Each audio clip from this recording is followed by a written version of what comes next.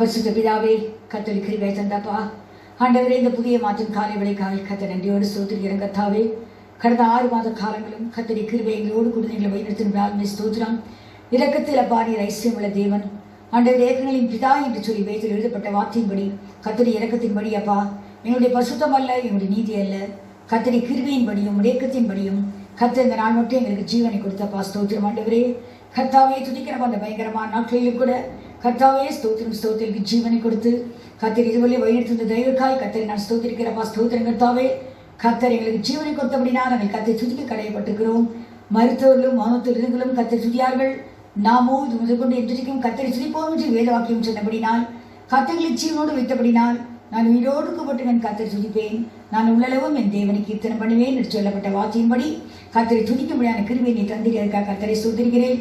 கர்த்தர் இந்த ஆராதனைகளுக்கு ஆசீர்வாதத்தை கொடுத்தல்லப்பா. ஸ்தோத்திரிக்கிறோம். இந்த மாதம் தொடங்கும் போது நாங்கள் கர்த்தரை முகத்தை நோக்கி பார்க்கிறோம். கர்த்தரை எங்கள் ஒவ்வொருவரையும் கர்த்தாவுடைய வேதம் சொல்கிறது, இந்த முகத்தை நோக்கி பார்த்து வெட்கப்பட்டு போகுதல் என்று சொல்லியப்பா.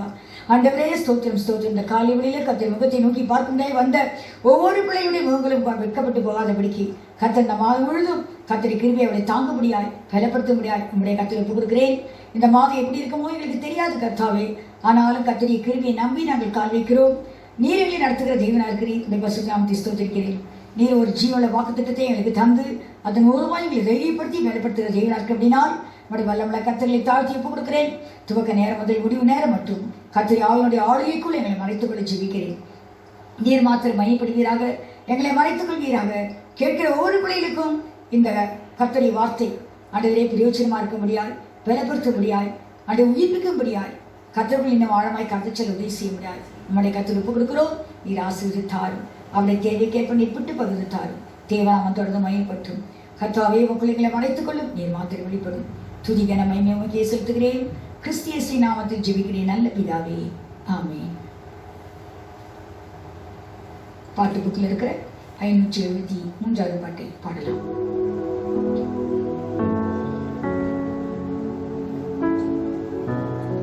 கர்த்தர் நல்லவர், ருசித்து பாருங்கள். யுத்தத்தில் வல்லவர், யோசித்து பாருங்கள். கர்த்தர் பெரியவர், துதித்து பாடுங்கள். அவர் நல்லவர், அவர் வல்லவர், அவர் பெரியவர். அவர் நல்லவர், அவர் வல்லவர், அவர் பெரியவர். உன்னதமானவர், மறைவில் இருப்பவன், சர்வ வல்லவர், நிழலில் தங்குவார். உன்னதமானவர், மறைவில் இருப்பவன், சர்வ வல்லவர், நிழலில் தங்குவான். அவர் சிறகுகளால் உன்னை மூடுவார், அவர் செட்டையில் அடைக்கலம் தருவார். அவர் சிறகுகளால் உன்னை மூடுவார், அவர் செட்டையில் அடைக்கலம் தருவார். கர்த்தர் நல்லவர், ருசித்து பாருங்கள். யுத்தத்தில் வல்லவர், யோசித்து பாருங்கள். கர்த்தர் பெரியவர், துதித்து பாடுங்கள். அவர் நல்லவர், அவர் வல்லவர், அவர் பெரியவர். அவர் நல்லவர், அவர் வல்லவர், அவர் பெரியவர். வல்லமையானவர், கரத்தில் இருப்பவன், வாழ்வில் மேன்மையை அடைந்தே வாழுவான். வல்லமையானவர், கரத்தில் இருப்பவன், வாழ்வில் மேன்மையை அடைந்தே வாழுவான். அவர் கிருபையினால் உன்னை நிரப்பிடுவார், அவர் மகிமையில் தங்கிடுவாய். அவர் கிருபையினால் உன்னை நிரப்பிடுவார், அவர் மகிமையில் தங்கிடுவாய். கர்த்தர் நல்லவர், ருசித்து பாருங்கள். யுத்தத்தில் வல்லவர், யோசித்து பாருங்கள். கர்த்தர் பெரியவர், துதித்து பாடுங்கள். அவர் நல்லவர், அவர் வல்லவர், அவர் பெரியவர். அவர் நல்லவர், அவர் வல்லவர், அவர் பெரியவர். பரிசுத்தமானவர், பாதத்தில் இருப்பவன், பாரில் இயேசுவை பாடி போற்றுவான். பரிசுத்தமானவர், பரலோகத்தில் இருப்பவன் பாரில் இயேசுவை பாடி போற்றுவான். அவர் அன்பினால் உன்னை அணைத்திடுவார், அவர் ஆறுதல் பெற்றிடுவாய். அவர் அன்பினால் உன்னை அணைத்திடுவார், அவர் ஆறுதல் பெற்றிடுவாய். கர்த்தர் நல்லவர், ருசித்து பாருங்கள். யுத்தத்தில் வல்லவர், யோசித்து பாருங்கள். கர்த்தர் பெரியவர், துதித்து பாடுங்கள். அவர் நல்லவர், அவர் வல்லவர், அவர் பெரியவர். அவர் நல்லவர், அவர் வல்லவர், அவர் பெரியவர். அவர் நல்லவர், அவர் வல்லவர், அவர் பெரியவர். கர்த்தருடைய பரிசுத்த நாமத்துக்கு ஸ்தோத்திரம். கர்த்தர் இந்த மாதத்திலும் நமக்கு ஒரு ஜீவனுள்ள ஒரு வாக்குத்தத்தத்தை தந்திருக்கிறார். கர்த்தரின் நாமம் மகிமைப்படட்டும். எபிரேயருக்கு எழுதிய நிருபம் 10ஆம் அதிகாரம் 35ஆம் வசனம். மிகுந்த பலனுக்கு ஏதுவான உங்கள் தைரியத்தை விட்டு விடாதிருங்கள். பவுல் எபிரேயரை பார்த்து சொல்கிற ஒரு வார்த்தை, மிகுந்த பலனுக்கு ஏதுவான உங்கள் தைரியத்தை விட்டு விடாதிருங்கள். ஏனென்றால் விசுவாசிகளுக்கு தைரியம் என்று மிகவும் அவசியம். இந்த காலத்தில் அதிக பயங்கரமான காரியங்கள் எல்லாம் நாம் கேள்விப்படுகிறோம். வியாதியை குறித்து, மரணங்களை குறித்து தினந்தோறும் கேள்விப்பட்டுக் கொண்டிருக்கிறோம். இந்த நாட்களில் கர்த்தருடைய பிள்ளைகளுக்கு ஒரு தைரியம் அவசியம். உலகத்தின் மக்களை காட்டிலும் கர்த்தரை தொழுது கொள்கிற பிள்ளைகளுக்கு ஒரு வித்தியாசமான விசேஷமான ஒரு கிருபையை கர்த்தர் தந்திருக்கிறார். அதுதான் அவருடைய ஜீவ வார்த்தை. அந்த வார்த்தையில் அவர் நமக்கு கொடுக்கிற ஒரு காரியம் என்னவென்றால், மிகுந்த பலனுக்கு ஏதுவான உங்கள் தைரியத்தை விட்டு விடாதிருங்கள். இதற்கு முன்பு ஆகையால் என்று எழுதப்பட்டிருக்கிறது. ஆகையால் என்று சொல்கிறபடினா நம் முந்தின பாகத்தை நாம் அந்த சூழ்நிலையை கொஞ்சம் பார்க்கலாம். கர்த்தருடைய பரிசுத்த நாமத்துக்கு ஸ்தோத்திரம். பவுல் இத்தாலியா தேசத்தில், இத்தாலியா பட்டணத்துடைய தலைநகரமாகிய ரோமாபுரியில் சிறைச்சாலையில் அடைபட்டிருக்கும் போது, காவல்பட்டிருக்கும் போதுதான் இந்த எபிரேய நிருபத்தை எழுதுகிறார். எபிரேய நிருபத்தை தீமோத்தேயுவின் மூலமாய் பவுல் எழுதி அதை அவர் மூலமாய்த்தான் எபிரேய சபைக்கு அனுப்புகிறார். அப்பொழுது இந்த எபிரேய சபையில் இருந்த விசுவாசிகள் அவருடைய சுவிசேஷ ஊழியத்திற்காக மிகுந்த ஆஸ்தியை கொள்ளையாக கொடுத்து ஒதுங்கினார்களாம். கர்த்தருடைய சுவிசேஷம் வளரும்படியால் அந்த ஜனங்கள், அந்த சபையின் மக்கள் அதிகமான ஆஸ்திகளை அவர்கள் செலவு செய்தார்களாம் கர்த்தருடைய நாம மகிமைக்காக. அதை பவுல் சொல்லும்போது, நீங்கள் உங்கள் ஆஸ்தியை கொள்ளையிட கொடுத்தீர்கள் என்று எழுதுகிறார். அப்படியானால் கொள்ளையிட்டது போல மிகுதியான அவர்கள் அதை நினைக்கவே இல்லை. எவ்வளவு கர்த்தருக்கு செலவு செய்ய முடியுமோ அவ்வளவு தூரம் அவர்கள் உதார்த்தமாய் மனப்பூர்வமாய் சுவிசேஷத்துக்காக செலவு செய்திருக்கிறார்கள். ஆகவே அவர் சொல்கிறார், கட்டப்பட்டுக்கையில் நீங்கள் உங்கள் ஆஸ்தியை சுவிசேஷ ஊழியத்திற்காக அதிகமாக செலவு செய்தீர்கள். எதை வைத்து செலவு செய்தீர்கள்? எதை நினைத்து, எதை எதிர்பார்த்து செலவு செய்தீர்கள் என்றால், நீங்கள் கர்த்தருக்குள் படுகிற பிரியாசங்கள், கர்த்தருக்காக செய்கிற காரியங்கள் ஒவ்வொன்றுக்கும் பரலோகத்தில் மிகுந்த பலனுண்டு என்ற ஒரு விசுவாசத்தோடு தைரியத்தோடு நீங்கள் இதை செய்தீர்கள். ஆகவே இந்த தைரியத்தை நீங்கள் எப்போதுமே விட்டுவிடக்கூடாது. இதை தொடர்ந்து இந்த தைரியம் உங்களுக்குள் காணப்பட வேண்டும். கர்த்தருக்காக படுகிற ஒவ்வொரு பாடுகளுக்கும் நமக்கு பலனுண்டு என்ற ஒரு தைரியம் நமக்கு தேவை என்று பவுல் சொல்கிறார். கர்த்தருடைய பரிசுத்த நாமத்துக்கு ஸ்தோத்திரம். கொரிந்து சபைக்கு பவுல் சொல்லும்போது அதில் பார்க்கிறோம், 1 கொரிந்தியர் 15ஆம் அதிகாரம் 58ஆம் வசனத்தில், கர்த்தருக்கு பிரியமான சகோதரரே, நீங்கள் கர்த்தருக்குள் படுகிற பிரியாசம் விருதாவாய் இராதென்று அறிந்து நீங்கள் உறுதிப்பட்டவர்களாயும் அசையாதவர்களாகவும் கர்த்தருடைய கிரியிலே பெரியவர்களாயும் இருங்கள் என்று சொல்கிறார். அப்படியானால் கர்த்தருக்குள் படுகிற பிரியாசங்கள் விருதா அல்ல, அதுக்கு நிச்சயமாய் பலன் உண்டு. ஆகவே நீங்கள் உறுதிப்பட்டவர்களாய் அசையாதவர்களாய் கர்த்தருடைய கிரியிலே அதிகமாய் பெறுகிற மக்களாய் நாம் காணப்பட வேண்டும் என்று சொல்லி சகையாரை பார்த்து சொல்கிறார். கர்த்தருடைய பரிசுத்த நாமத்துக்கு ஸ்தோத்திரம். ஏனென்றால் வெளிப்படுத்தல் 22ஆம் அதிகாரம் 12ஆம் வசனத்தில் இயேசு கிறிஸ்து சொல்லும்போது, அவர் சீக்கிரமாய் வரப்போகிறார், அவர் வரும்போது அவனுக்குரிய பலன் என்னோடு கூட வரப்போகிறது என்று சொல்கிறார். அப்படினால் கர்த்தருக்குள் படுகிற ஒவ்வொரு பிரியாசங்களுக்கும் கர்த்தருடைய பலிகளுக்கு நிச்சயமாய் பரலோகத்தில் பலன் உண்டு. அந்த பலனோடு கூட தான் கர்த்தர் அதை அவர்களுக்கு கொண்டு வருவார் என்று சொல்லி நாம் பார்க்கிறோம். கர்த்தருடைய பரிசுத்த நாமத்துக்கு ஸ்தோத்திரம். ஆகவே தான் இந்த தைரியம் நமக்கு மிகவும் அவசியமாக இருக்கிறது. இந்த தைரியத்தை நீங்கள் விட்டுவிடாதீர்கள் என்று சொல்லி பவுல் சொல்கிறார். வேதத்தில் பார்க்கும்போது தைரியம் என்று தமிழ் வேதத்தில் காணப்படுகிறது. ஆனால் ஆங்கில வேதத்தில் பார்க்கும்போது இந்த தைரியத்துக்கு அநேக பெயர்கள் கொடுக்கப்பட்டிருக்கிறது. என்னவென்றால் கரேஜ் என்று கொடுக்கப்பட்டிருக்கிறது, அடுத்தது கான்ஃபிடென்ஸ் என்று கொடுக்கப்படுகிறது, வெர்ச்சு என்று கொடுக்கப்படுகிறது. கான்ஃபிடென்ஸ் என்றால் அஷூரன்ஸ், ஒரு திட்டமான மன உறுதி. வெர்ச்சு என்றால் நம்ம பார்க்கிறோம் எனர்ஜி அண்ட் பவர் என்று பார்க்கிறோம். கரேஜ் என்றால் fearlessness in the face of danger, ஒரு ஆபத்து நேரத்தில் பயமில்லாத ஒரு நிலைமை தான் கரேஜ். இன்னும் பிரேவ்னஸ் என்றெல்லாம் பார்க்கிறோம். இப்படி அநேக வார்த்தைகள் வேதத்தில் சொல்லப்பட்டிருக்கிறதை பார்க்கிறோம். சங்கீதம் 24:8 நம்ம பார்க்கும்போது நம்ம கர்த்தர் எப்படிப்பட்டவர் தெரியுமா? அவர் எப்படிப்பட்டவராம்? வல்லமையுள்ளவரும் பராக்கிரமம் உள்ளவராம். அவர் தான் மகிமையின் ராஜா.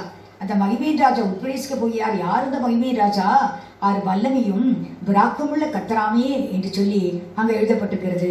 ஆகவே அதில் பார்க்கும்போது அவர் ஸ்ட்ராங் அண்ட் மைட்டி, அப்படிப்பட்ட ஒரு கர்த்தர் நமக்கு உண்டு. முதல் அவர் செய்த காரியத்தை குறித்து சாட்சி கொடுக்கும்போது மீரியாம் சொல்கிறாள், இஸ்ரேல் மக்களை கர்த்தர் அந்த சிவந்த சமுத்திரத்தில் ஜெயமாய் நடத்தி வந்த பின்பு, அவர்கள் யாத்திராகம் 15ஆம் அதிகாரத்தில் இந்த சிவந்த சமுத்திரத்தை தாண்டி வந்த பின்பு அவர்கள் பாடுகிறார்கள். மிரியாமும் ஸ்திரீகளும் சேர்ந்து பாடுகிறார்கள். என்ன பாடுகிறார்கள்? நம்முடைய கர்த்தர் பராக்கிரமுள்ளவர், குதிரை வீரனையும் எல்லாவற்றையும் அவர் சமுத்திரத்தில் தள்ளி போட்டார். ஒரு ஈயம் சமுத்திரத்தில் முழுகி போவது போல அவர்கள் முழுகி போனார்கள். நம்ம கர்த்தர் பராக்கிரமுள்ளவர் என்று சொல்லி அவரை போற்றி புகழ்ந்து பாடுகிறார்கள். இரண்டாவதாக கர்த்தரை மகத்துவத்தை சொன்னது யார் தெரியுமா? யோசுவாவின் புஸ்தகம் 2ஆம் அதிகாரம் 10ஆம் வசனம் 11ஆம் வசனத்தில் ஒரு வேசி சொல்லுகிறாள். அதுதான் ராகாப் வேசி. அவள் சொல்கிறாள், அன்று யோசுவா 2 வேவுக்காரர்களை எரிகோ பட்டணத்துக்கு அனுப்பினார் என்று நமக்கு தெரியும். அந்த வேவுக்காரரிடம் அந்த ராகாப் வேசி சொல்லுகிறாள், உங்களுடைய தேவனாகிய கர்த்தர் சிவந்த சமுத்திரத்தை பிளந்ததையும் எமோரிய ராஜாக்களாகிய 2 பெரிய பெரிய ராஜாக்கள் சீகோன், ஓக் என்ற பெரிய பெரிய ராஜாக்களை அவர் முறியடித்ததையும் நாங்கள் கேள்விப்படும் போது எங்களுடைய இதயம் கரைந்து போனது, எங்களுடைய தைரியமெல்லாம் அற்று போயிற்று. ஏனென்றால் இவள்பட தேவன் உயர வானத்திலும் பூமியிலும் வேறு யாருமே இல்லை, உங்களுடைய தேவனாய் கர்த்தர் ஒரே தேவன் என்று சொல்லி அந்த ராகா பேசி சொல்லுகிறதை பார்க்கிறோம். அப்படியால் நம்ம கர்த்தர் பராக்கிரமுள்ள ஒரு கர்த்தர், ஒரு வல்லமுள்ள ஒரு கர்த்தர். அவர் இன்று நமக்கு கொடுக்கிறது என்னவென்றால் வார்த்தை, இந்த மாதத்தில் நாம் தைரியமுள்ளவர்களாய் காணப்பட வேண்டும். ஏனென்றால் இந்த தைரியத்துக்கு மிகுந்த பலனுண்டு பரலோக ராஜ்யத்தில். அந்த தைரியத்தை நீங்கள் விட்டுவிடாதீர்கள். நீதிமொழியின் புஸ்தகம் 28ஆம் அதிகாரம் 1 வசனத்தில் பார்க்கிறோம், நீதிமான்கள் சிங்கத்தை போல் தைரியமாயிருப்பார்கள் என்று சொல்லி நாம் பார்க்கிறோம். நீதிமான்கள் யாரை போல் இருப்பார்கள்? சிங்கத்தை போல். என்னால் சிங்கம் எதுக்குமே எதிரடையாது, எதுக்குமே பின்னடையாது. அது தைரியம் உள்ள ஒரு மிருகம். அதாவது தான் அது காட்டு ராஜா என்று வைத்திருக்கிறார்கள். ஆகவே இந்த சிங்கத்தை போல் நீதிமான் தைரியமாயிருப்பான் என்று கர்த்தர் சொல்கிறார். பழைய ஏற்பாடு காலத்தில் நமக்கு நன்றாக தெரியும், கோலியாத் என்ற ஒரு பெலிஸ்த வீரன் இஸ்ரேல் மக்களை பயமுறுத்தி கொண்டிருக்கிறான். 40 நாட்கள் விடாமல் வந்து அவன் பயப்படுத்துகிறான். நீங்கள் எங்களை மேற்கொண்டால் நாங்கள் உங்களுக்கு அடிமையாயிருப்போம், நாங்கள் உங்களை மேற்கொண்டால் நீங்கள் எங்கள் அடிமை என்று சொல்லி அவன் சீற்றம் கொண்டு அவன் சொல்லிக் கொண்டிருக்கிறான். தினந்தோறும் வந்து சொல்லிக் கொண்டிருக்கிறான். அதற்கு சவுலும் அவனுடைய ஜனங்கள் எல்லாரும் பயந்து போனார்கள் என்று பார்க்கிறோம். ஆனால் சின்ன தாவீது ஒரு தைரியமாய் அவனோடு சென்று போர் செய்தான் என்று நமக்கு தெரியும். இப்பொழுது நாம் கொஞ்சம் அந்த இமேஜின் பண்ணி அந்த போர்க்களத்தில் அந்த போர் செய்கிற 2 பேரையும் கொஞ்சம் இமேஜின் பண்ணி பார்ப்போம். பார்த்தீங்கன்னா முதலாவது அந்த கோலியாத்தை பார்க்கிறோம். அந்த கோலியாத்து 9 அடிக்கு மேலே உயரமானவனா. சாதாரணமாக மனுஷன் உயரம் 6 அடி என்று சொல்வார்கள். இந்த கோலியாத் எவ்வளோ உயரம் தெரிவா இருந்தானா? 9 அடிக்கு மேலே இருந்தானா. அப்படிப்பட்ட உயரமான ஒரு மனுஷன், அவன் தலையில் அவன் போட்டிருந்த ஹெல்மெட், அந்த தலை கவசம் அது வெண்கலமாக இருந்ததான். பாருங்க, இந்த நாட்கள் எல்லாம் பிளாஸ்டிக் இப்படி தான் நம்ம போடுகிறோம். ஆனால் அந்த நாட்களில் அவன் போட்டிருந்த அந்த ஹெல்மெட் வந்து ஒரு பிராஸ், இங்கிலீஷ் பைபிளில் பார்த்தா பிராஸ் என்று போடப்பட்டிருக்குது, அது தமிழ் பைபிளில் பார்த்தா வெண்கலம் என்று போடப்பட்டிருக்குது. அவனுடைய தலையில் இருந்த கவசம் வெண்கலமாக இருந்ததான். அவன் தோள்களிலும் அவன் வெண்கலம் வைத்திருந்தான். வெண்கலத்தில் ஒரு கவசம் போட்டிருந்தான் அவன் தோள் மேலே. அவன் கோட்டை பார்க்கும்போது ஒரு பெரிய ஆடை போட்டு கொண்டிருந்தான், ஒரு இரும்பு ஆடை மாதிரி. அது அந்த ஆடையினுடைய வெயிட் எவ்வளவு தெரியல? 5000 சேக்கல் என்று வேதத்தில் எழுதப்பட்டிருக்குது. அது 125 பவுண்டா வெண்கலமா இருந்ததான் அந்த கோட்டுடைய வெயிட். அதை அவன் உடம்புல போட்டு கொண்டிருக்கிறான். அவன் தலைமையில் அந்த கவசம் போட்டிருக்கிறான். அடுத்தது தோள்களில் அவன் வெண்கல கேடனை வைத்திருக்கிறான்.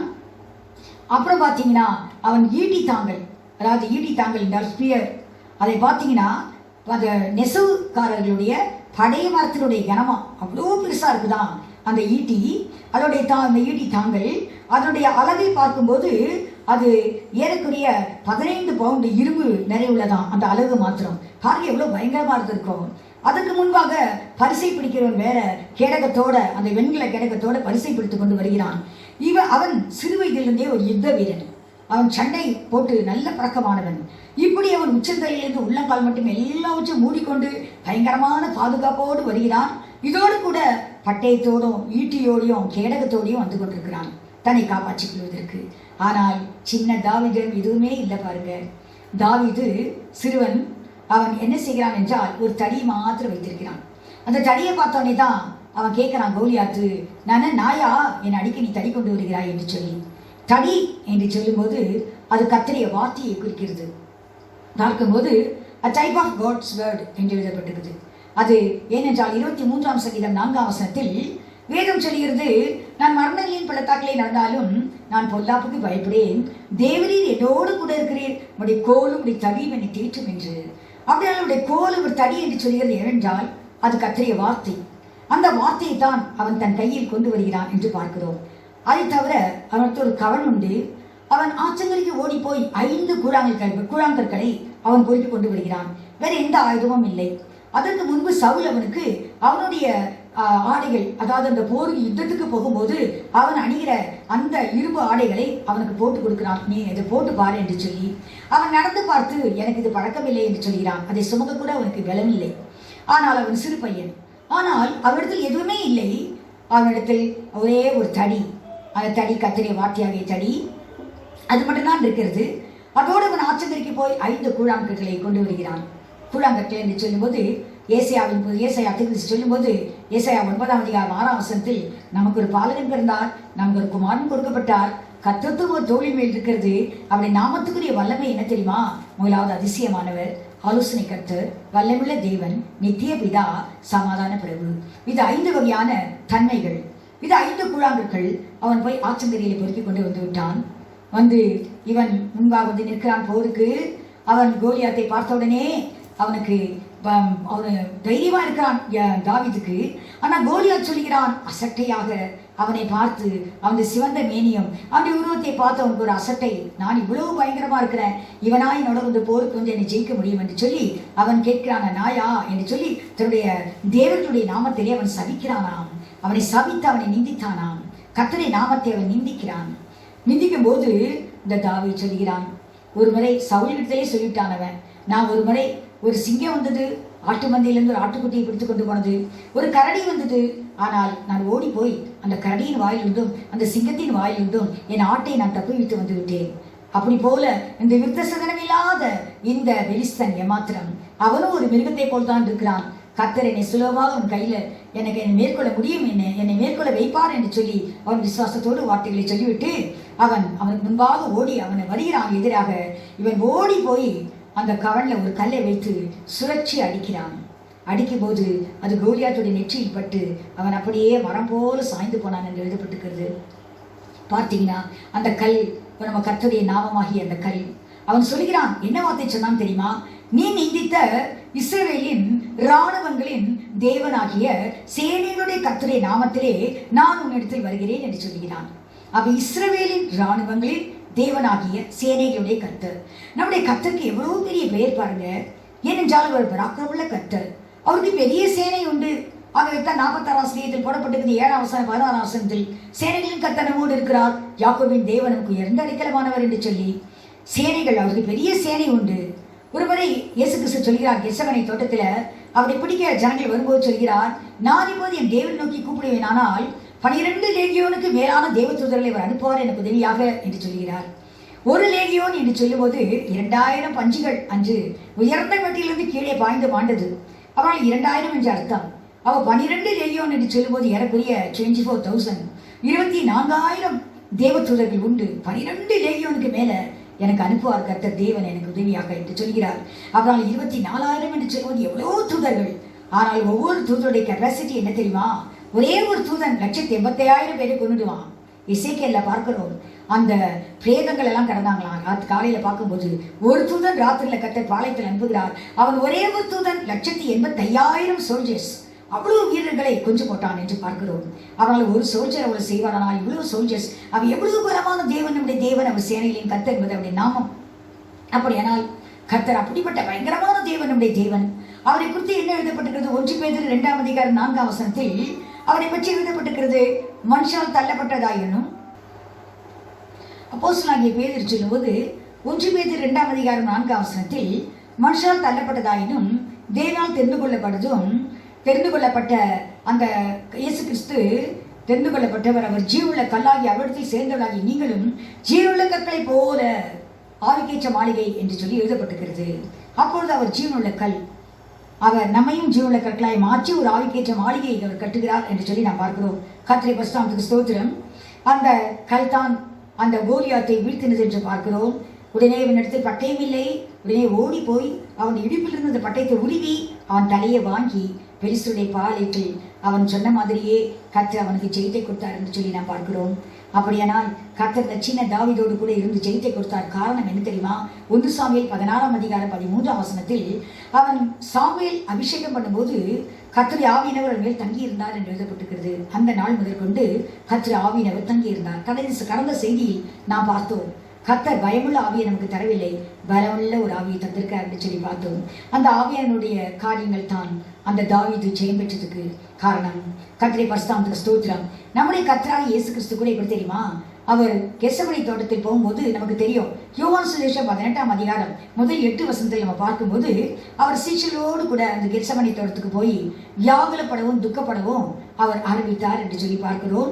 தம்முடைய 3 சீஷர்களை தனியாக அழைத்து கொண்டு போய் அவர் ஜெபிக்க போனார். இந்த காரியம் நாம் நன்றாக அறிவோம். ஆனால் அந்த நேரத்தில் யூதாஸ் காரியத்து வருகிறான். அந்த பிரதான ஆசாரியரால் அனுப்பப்பட்ட அந்த போர்ச்சேவர்கள் கூட்டங்கள், அதோடு கூட நிறைய அந்த பரிசேயர்கள், அவர்கள் அனுப்பப்பட்ட பெரிய போர்ச்சேவர் கூட்டத்தோட யூதாஸ் இன்னும் அநேக ஊழியக்காரரோடு கூட அவன் வருகிறான். அந்த தோட்டத்தில் பட்டயத்தோடு ஈட்டியோடு எடுத்துக்கொண்டு வருகிறான். அப்பொழுது கர்த்தர் பார்த்து முன்னால போய் கேட்கிறாரு, யாரை தேடுகிறீர்கள் என்று கேட்டார். அவர்கள் நசனாக இயேசுவை தேடுகிறோம் என்று சொன்னாங்க. சொன்ன உடனே அவங்க கர்த்தர் சொன்ன உடனே அவர் சொன்னார், நான் தான் என்று சொன்னார். உடனே அவர் பின்னிட்டு கீழே விழுந்தார்களாம். அதன் பின்பு மறுபடியும் எழுந்து கேட்கிறார்கள், யாரை தேடுகிறீர்கள் என்று சொல்லி கர்த்தர் கேட்கும்போது அவங்க நசனாக இயேசுவை தேடுகிறோம் என்று மறுபடியும் சொன்னாங்க. அப்பொழுது நீங்கள் தேடுகிறதா நான் இங்க இருக்கிறேன், நீங்க என்ன தானே தேடுறீங்க, அவர் மற்றவர்களை அனுப்பி விடுங்கள் என்று கர்த்தர் சொன்னார். அவர் பாருங்க, மறிக்க போகிறார், ஆனாலும் தைரியமாய் அவர் முன்னால் சென்றார். அவர் ஒளியவில்லை, ஓடி மறையவில்லை, தைரியமாய் இந்த மரணத்துக்கு அஞ்சவில்லை. அவர் தேவ சித்தத்தை செய்ய தைரியமாய் முன்னால போனாரு. இன்று அவருடைய ஆவியை தான் நமக்கு தந்திருக்கிறார். ஏனென்றால் தேவகுமாரனாகிய அவர் தேவனுடைய வார்த்தையாகவே இருந்தார். யோவான் சுவிசேஷம் 1ஆம் அதிகாரம் 1ஆம் வசனத்தில் எழுதப்பட்டிருக்கிறது, அவன் தேவன் அன்று ஆதியிலே வார்த்தை இருந்தது, அந்த வார்த்தை தேவனிடத்தில் இருந்தது, அந்த வார்த்தை தேவனாகவே இருந்தது, அந்த தேவன் தான் இயேசு கிறிஸ்து. அதனால் தான் 4ஆம் வசனத்தில் அந்த வார்த்தை மாம்சமாகி கிருமியினாலும் சத்தியத்தால் நிறைந்தவராய் நமக்குள்ளே வாசம் பண்ணினார் என்று எழுதப்பட்டிருக்கிறது. அவர் தான் இயேசு கிறிஸ்துவாய் வந்தவர், அவரே வார்த்தை. அது மாத்திரமல்ல, யோவான் சுவிசேஷம் 3ஆம் அதிகாரம் 34ஆம் வசனத்துல அவர் தமது ஆவியை அளவில்லாமல் அவருக்கு தந்திருந்தார் தேவன் என்று சொல்லி எழுதப்பட்டிருக்கிறது. ஆகவே இயேசு கிறிஸ்து அளவில்லாமல் இந்த பரிசுத்த ஆவியால் நிரப்பப்பட்டிருந்தபடினால் அவர் தைரியமாய், அவர் பயப்படவே இல்லை. அவர் தைரியமாய் போய் அந்த மரணத்தை அவர் சந்திக்க அவர் ஆயத்தமாயிருந்தார். தைரியமாய் தேவசித்தம் செய்ய தன்னை ஒப்புக் கொடுத்தார். கர்த்தருடைய பரிசுத்தத்துக்கு ஸ்தோத்திரம். புதிய ஏற்பாடுல கூட நம்ம பார்க்கிறோம். அப்போஸ்தலர் 4ஆம் அதிகாரம் 13ஆம் வசனத்துல பேதுருவும் யோவானும் மீன் பிடிக்கிறவர்கள் தான், ஒரு செமணவர்கள் தான், படிப்பறிவு இல்லாதவர்கள் தான். ஆனால் அவர்கள் பேசுகிற ஞானத்தையும் அவள் பேசுகிற தைரியத்தையும் பார்க்கும்போது அவள் இயேசு கிறிஸ்துவோடு கூட இருந்தார்கள் என்று அறிந்து கொண்டார்களாம். எப்படி அவளுக்கு இந்த தைரியம் வந்தது என்று சொன்னால் அந்த பரிசுத்த ஆவியானவர்கள் மூலமாக தான். ஏனென்றால் அப்போஸ்தலர்ல 40 நாட்கள் கர்த்தர் உயிரோடு எழுந்த பின்பு 40 நாட்கள் அவளுக்கு தரிசனமானார் என்று சொல்லி எழுதப்பட்டிருக்கிறது. இயேசு கிறிஸ்து உயிரோடு தன்னை காண்பித்தார் என்று எழுதப்பட்டிருக்குது. அப்பொழுது அவர் அவருக்கு தரிசனமாகும் போது அப்போஸ்தலர் 1ஆம் அதிகாரம் 3:4 சொல்றாரு, நீங்கள் ஜலத்தினாலே ஞானஸ்நானம் பெற்றீர்கள், அவர் சீக்கிரமாய் பரிசுத்தாவியால் நீங்கள் ஞானஸ்நானம் பெற வேண்டும். ஆகவே நீங்கள் எருசலேமில் போய் நீங்கள் காத்திருங்கள், பிதாவின் வாக்குத்தத்தம் நிறைவேற நீங்கள் காத்திருங்கள் என்று கர்த்தர் சொன்னார். 5ஆம் வசனத்தில் 12ஆம் வசனத்தில் அவர்கள் மேல் வீட்டுக்கு போகிறார்கள்.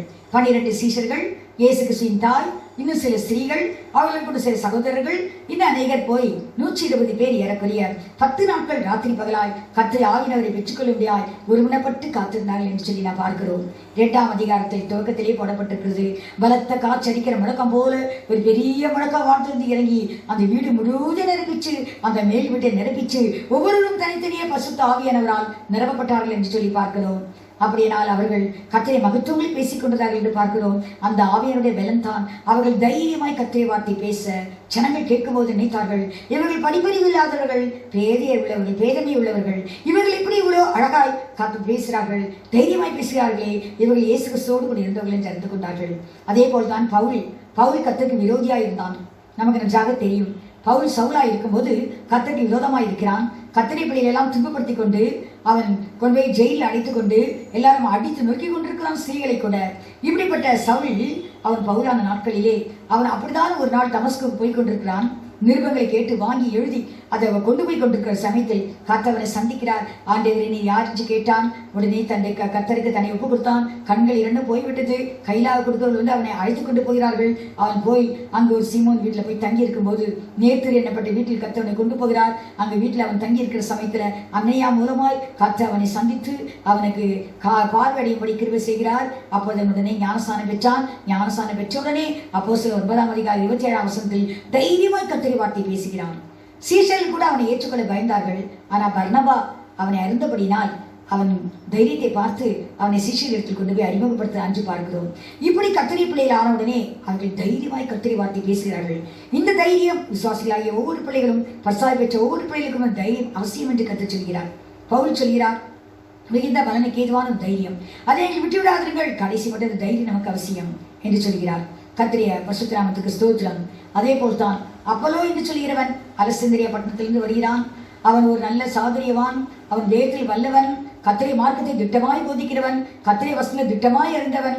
அவன் வேதத்தை தேவ ஜெபாலயத்தில் வந்து கர்த்தரை வார்த்தை தைரியமாய் பேசுகிறான் என்று பார்க்கிறோம். அப்பொழுது அக்கிலாவும் பிரிஸ்கிலாவும் கூட அவனை ஏற்றுக்கொண்டு இன்னும் அதிக திட்டமாய் அவனுக்கு போதித்தார்கள், சொல்லிக் கொடுத்தார்கள் என்று பார்க்கிறோம். அப்படி போல அந்த அப்போஸ்தலர்கள் கர்த்தரை வார்த்தை பேசக்கூடாமல் தடை செய்த போது கூட அவர்கள் தங்களை சேர்ந்து விசுவாசிகள் இடத்துல வந்து சொன்னாங்களாம், நாங்கள் கர்த்தரை வார்த்தை பேச விட மாட்டேன்றாங்க இந்த பரிசேயர் இந்த அதிகாரிகள் என்று சொல்லும்போது அவர்கள் ஜெபிக்கிறார்கள். நமக்கு நன்றாக தெரியும். அப்போஸ்தலர் 4ஆம் அதிகாரத்தில் அந்த ஜனங்கள் அந்த விசுவாசிகள் ஒருவப்பட்டு ஜெபிக்கும் போது கர்த்தர் அவர்கள் மற்ற அந்த இடம் அசைந்தது என்று பார்க்கிறோம். அவர்கள் தைரியமாய் கர்த்தரை வார்த்தையை ஊழியக்காரர்கள் பேசினார்கள் என்று சொல்லி நாம் பார்க்கிறோம். கர்த்தருடைய பரிசுத்த நாமத்துக்கு ஸ்தோத்திரம். அதனால்தான் இந்த ஆவியானவர் நம்ம பழைய முந்தின அந்த செய்தியில் நாம் பார்த்தோம். கர்த்தருடைய வார்த்தையும் பரிசுத்த ஆவியானவரும் தான் நமக்கு தைரியத்தை கொடுக்கிறார் என்று சொல்லி பார்க்கிறோம். இந்த செய்தியில் இன்னும் 2 காரியங்களில் கர்த்தர் நமக்கு தைரியத்தை கொடுக்கிறார். ஏனென்றால் எபேசியர் எழுதிய நிருபம் 3ஆம் அதிகாரம் 12ஆம் வசனத்தில் எழுதப்பட்டிருக்கிறது, அவரை பற்றும் விசுவாசத்தினால் அவருக்குள் நமக்கு திடமனது உண்டு, தேவனிடத்தில் சேரக்கூடிய ஒரு திடமனது கிடைக்கிறது என்று பார்க்கிறோம். இயேசு கிறிஸ்துவை பற்றிய விசுவாசத்தினால் தான் நமக்கு என்ன கிடைக்கிறது? தேவனிடத்தில் சேரக்கூடிய ஒரு திடமனது கிடைக்கிறது என்று நாம் வாசிக்கிறோம். இந்த எபேசியர் 3ஆம் அதிகாரம் 12ஆம் வசனத்தில் அந்த இயேசு கிறிஸ்துவின் விசுவாசத்தை ஞானஸ்நானம் பெற்றோம், சபையில் சேர்க்கப்பட்டோம். கர்த்தர் அந்த பரிசுத்த ஆவியானவரை நமக்கு தந்து நமக்கு அந்த தைரியத்தை கொடுத்தார். கூட அவருடைய வார்த்தையை நமக்கு கொடுத்து மன்னாவாய் கொடுத்து நம்மளை போஷித்துக் கொண்டிருக்கிறார். ஆகவே நமக்கு தைரியம் இருக்குது என்று சொல்லி பார்த்தோம். அதோடு கூட இன்னும் 2 காரியங்களை பார்க்கலாம். எபிரேயருக்கு எழுதிய நிருபம் 10ஆம் அதிகாரம் 19ஆம் வசனத்திலிருந்து 22ஆம் வசனம் வரை நாம் பார்க்கும்போது அங்கு ஒரு காரியத்தை பார்க்கிறோம். என்ன பார்க்கிறோம் என்றால், பரிசுத்த ஸ்தலத்தில் பிரவேசிப்பதற்கு அவருடைய சரீரம் கிழிக்கப்பட்டது 2ஆக. நமக்கு தெரியும், அன்று தேவாலயத்தின் திரைச்சீலை 2ஆக பிரிந்தது இயேசு கிறிஸ்து மரிக்கும் போது என்று பார்க்கிறோம். அது 5 ஆசரிப்பு கூடாரம், பிராகாரம், பரிசுத்த ஸ்தலம், மகா பரிசுத்த ஸ்தலம். அந்த பரிசுத்த ஸ்தலத்துக்கும் மகா பரிசுத்த ஸ்தலத்துக்கும் இடையே ஒரு பெரிய ஒரு திரை மூடப்பட்டிருந்தது. பிரதான ஆசிரியர் மாத்திரம்தான் அங்கு போக முடியும், அந்த பரிசுத்த மகா பரிசுத்த ஸ்தலத்துக்குள். மற்ற ஒருவரும் போக முடியாது. இந்த சூழ்நிலையில் இயேசு கிறிஸ்துவின் சரீரமாகிய திரை, அதுதான் அந்த சரீரம் கிழிக்கப்பட்டு அந்த சரீரத்தின் வழியாக தெய்வத்தில் போகக்கூடிய ஒரு பாதையை, ஒரு புதிய ஜீவனுள்ள மார்க்கம் என்று சொல்லி எபிரேயர் 10ஆம் அதிகாரம் 19ஆம் வசனத்தில் எழுதப்பட்டிருக்கிறது. நாம் பார்க்கும்போது புதிதும் ஜீவனமான ஒரு மார்க்கத்தை அவர் தனது சரீரமாகிய திரையின் வழியாய் உண்டாக்கி வைத்திருக்கிறார். எங்கு போவதற்கு? அந்த பரிசுத்த ஸ்தலத்தில் பிரவேசிப்பதற்கு. அதனால்தான் அவர் நமக்கு என்ன செய்தார் என்றால், நம்முடைய இதயத்தை தெளித்து, அவருடைய ரத்தத்தால் தெளித்து, அவர் ரத்தத்தினால் நமக்கு தைரியம் கொடுத்து விட்டாராம். இதைத்தான் எபேசியர் 2ஆம் அதிகாரம் 13ஆம் வசனத்தில் எழுதப்பட்டிருக்கிறது. முன்பு தூரமாக இருந்த நீங்கள் இப்போது கிறிஸ்துவின் ரத்தத்தினாலே சமீபமானீர்கள் என்று சொல்லி எழுதப்பட்டிருக்கிறது. அதனால கிறிஸ்துவின் ரத்தத்தினாலே சமீபமானோம். ஏனென்றால் ஏசாயா 59ஆம் அதிகாரம் முதல் 2 வசனத்தில் பார்க்கிறோம், நம்முடைய அக்கிரமங்கள் தான் நமக்கும் கர்த்தருக்கும் இடையே பிரிவினை உண்டாக்குகிறது. நாம் அவருடைய முகத்தை பார்க்க கூடாதபடிக்கு அவருடைய முகத்தை நமக்கு மறைக்கிறது நாம் செய்த பாவங்கள், அக்கிரமங்கள். நம்மிடத்தில் பாவம் இருக்கிற வரையும் நாம் பிதாவுடைய சன்னியாசத்தில் போய் பார்க்க முடியாது, அவருடைய சன்னியாசத்தை தரிசிக்க முடியாது. பரிசுத்தம் இல்லாமல் ஒருவரும் கர்த்தரை தரிசிப்பதிலே என்று வேதம் சொல்கிறது. ஆகவே நம் கர்த்தரை தரிசிக்க முடியாது, நாம் பரிசுத்தமானால் தான். ஆகவே தான் இயேசு கிறிஸ்துவின் ரத்தம் நமக்காக சிந்தப்பட்டது. 1 யோவான் 1:7 என்ன எழுதப்பட்டிருக்கிறது? அவருடைய ரத்தம் சகல பாவத்தை நீக்கி நம்மை சுத்திகரிக்கிறது என்று எழுதப்பட்டிருக்கிறது. அப்போ நாம் செய்த எல்லா பாவங்கள், எப்படிப்பட்ட பாவமாக இருந்தாலும் அவருடைய ரத்தம் நம்மை சுத்திகரித்து நம்ம பரிசுத்தப்படுத்தி இன்று அவருடைய சமூகத்தில் நம்மை கொண்டு போவதுக்கு நமக்கு காரணமாக இருந்தது. ஆகவே தான் அவர் ரத்தத்தினாலே நமக்கு ஒரு தைரியத்தை கற்றுக் கொடுத்தால், தெய்வத்தில் போவதற்குதான ஒரு தைரியம் என்று சொல்லி நாம் பார்க்கிறோம். ஆகவே தான் சுத்த ஜலத்தால் கழுவப்பட்ட சரீர உடலாகவும், அடுத்தது அந்த இருதயம் தெளிக்கப்பட்ட இருதயம் உடலாகவும் நாம் தைரியமாய் கிருபாசனை போக வேண்டும். நாம் கர்த்தருடைய சன்னியாசத்தில், தேவனுடைய சன்னியாசத்தில் நாம் தைரியமாய் போக முடியும் என்று எழுதுகிறார். அதனால் கிறிஸ்துவின் ரத்தத்தினாலே, இயேசு கிறிஸ்துவின் ரத்தம் நமக்காக சிந்தப்பட்டபடினாலே, அந்த ரத்தத்தினாலே நம்முடைய பாவங்கள் கழுவப்பட்டு நாம் சுத்திகரிக்கப்பட்டதினாலே நாம் தைரியமாக போகலாம். கிறிஸ்துவின் நமக்கு தைரியம் உண்டாகிறது என்று சொல்லி நாம் எழுதப்பட்டிருக்கிறது. கர்த்தருடைய பரிசுத்த நாமத்துக்கு ஸ்தோத்திரம். அர்த்தமாக அப்படியானால் இன்று இயேசு கிறிஸ்துவின் வசனத்தின் மூலமாய், அவருடைய வார்த்தையின் மூலமாய் நமக்கு ஒரு தைரியம். அடுத்தது பரிசுத்த ஆவியின் மூலமாய் நமக்கு ஒரு தைரியம். அடுத்தது இயேசு கிறிஸ்துவின் ரத்தத்தினாலே நமக்கு ஒரு தைரியம். கடைசியாக அவர் பிரதான ஆசாரியர் இருக்கிறபடினாலே நமக்கு ஒரு தைரியம். எபிரேயருக்கு எழுதிய நிருபம் 4:15-16 எழுதப்பட்டிருக்கிறது. அவர் இப்படிப்பட்ட பிரதான ஆசாரியர் நமக்கு அவசியம். அவர் எப்படிப்பட்டவர் தெரியுங்களா? அவர் பாவம் இல்லாதவராக இருக்கிற பிரதான ஆசாரியர். அங்கிருந்த பிரதான ஆசாரியர் பாவம் செய்வான், அதனால் அவன் ஜனங்களுக்காகவும் தனக்காகவும் பலி செலுத்த வேண்டியதாக இருந்தது. முதலாவது பிரதான ஆசாரியர் என்று சொன்னால் யார்? அவன் மனுஷனுக்காக தேவனுடைய காரியங்களை செய்யும்படியாய் நியமிக்கப்பட்டவன்.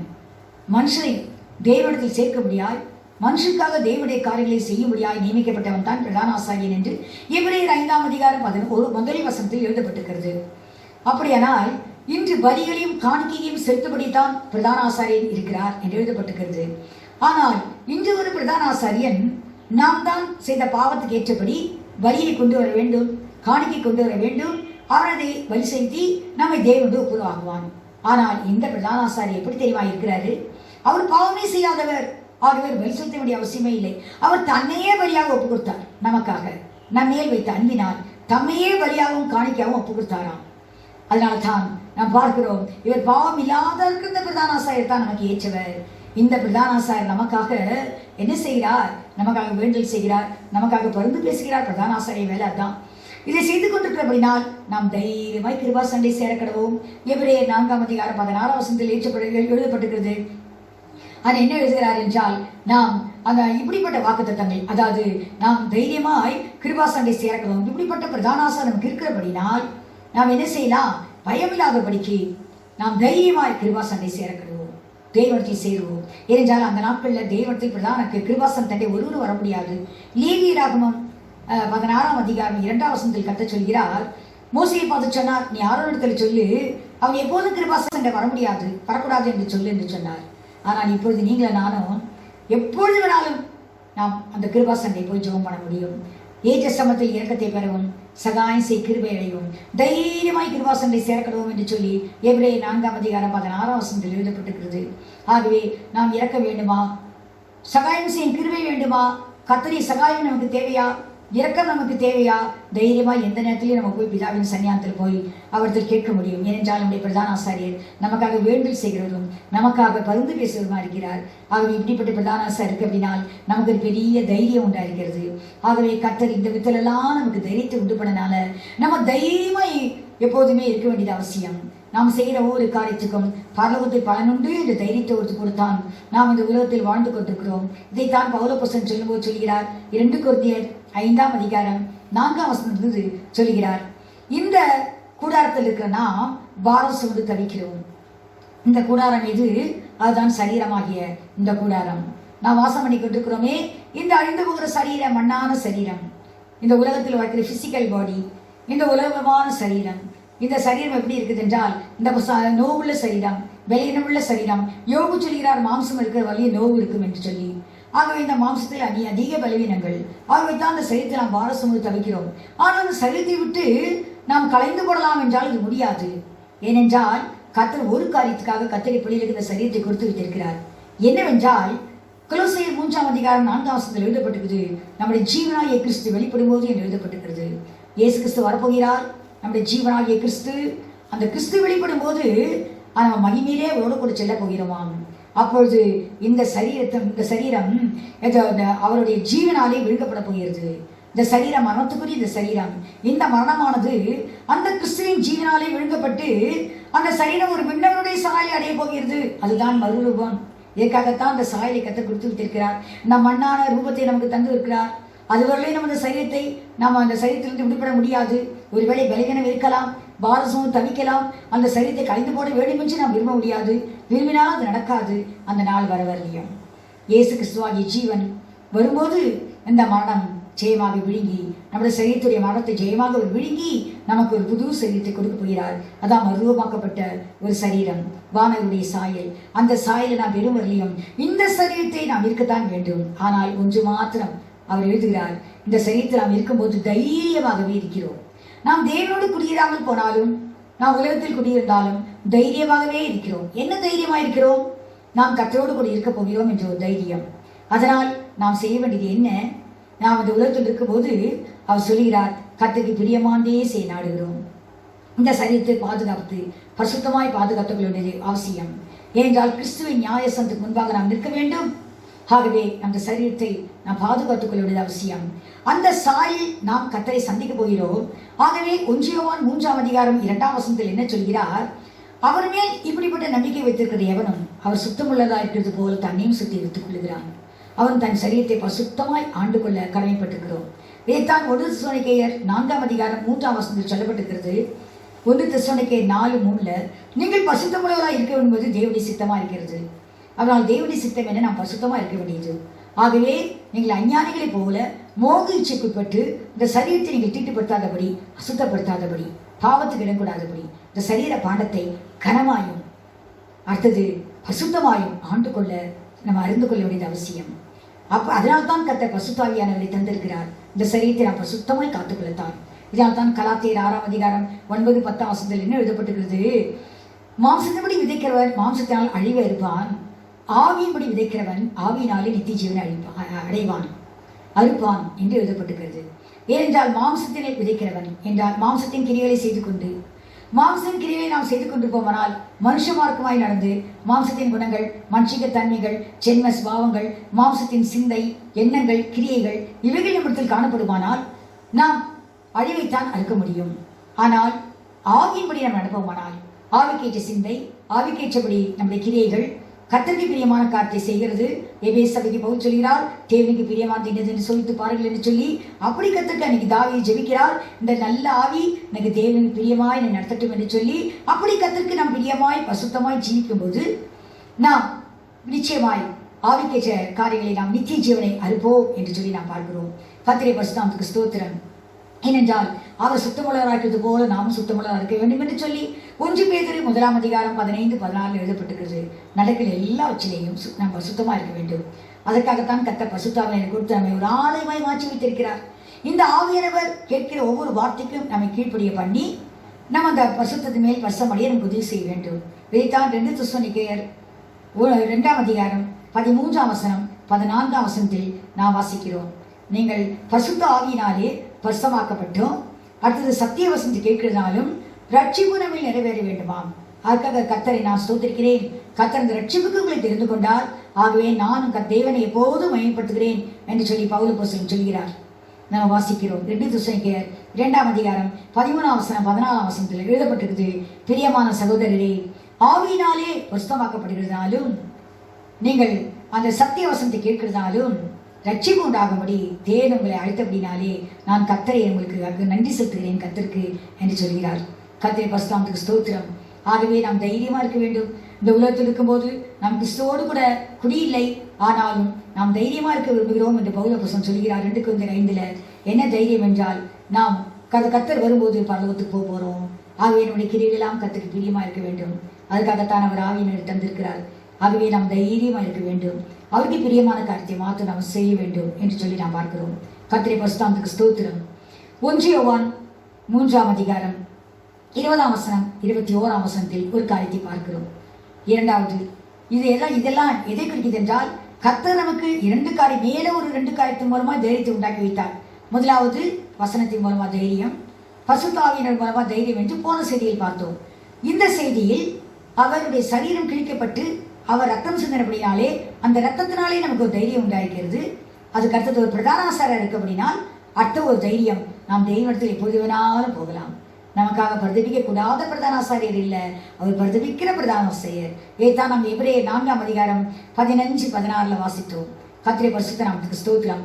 ஆகவே நாம் தைரியமா இருக்க வேண்டிய காரியம், கர்த்தர் அந்த பரலோகத்துக்கு போகாம நம்ம உலகத்தில் இருந்தால் கூட நாம் கர்த்தர் வரும்போது பரலோகத்துக்கு போவோம் என்ற ஒரு தைரியம், அதுக்காக பிரயாசப்பட வேண்டும். நாம் சுத்தமா இருக்க வேண்டும், பசுத்தமா இருக்க வேண்டும் என்று சொல்லி பார்க்கிறோம்.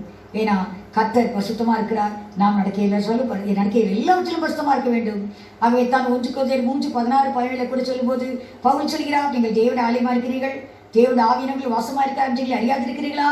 ஆகவே தேவனுடைய அந்த சரீரத்தை தேவன் கொடுத்த சரீரத்தை ஒருவன் மண்பாண்டத்துக்கு எடுத்தால் தேவனை கெடுப்பார். தேவனுடைய ஆலயம் பசுத்தமா இருக்கிறது, நீங்களே இந்த ஆலயம்.